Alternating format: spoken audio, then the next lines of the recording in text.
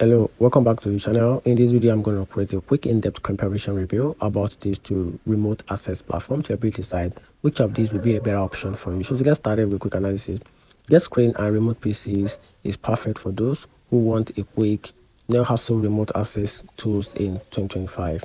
So GetScreen works entirely through a browse, no installation need, make it ideal for freelancers, small teams, and one-off support section.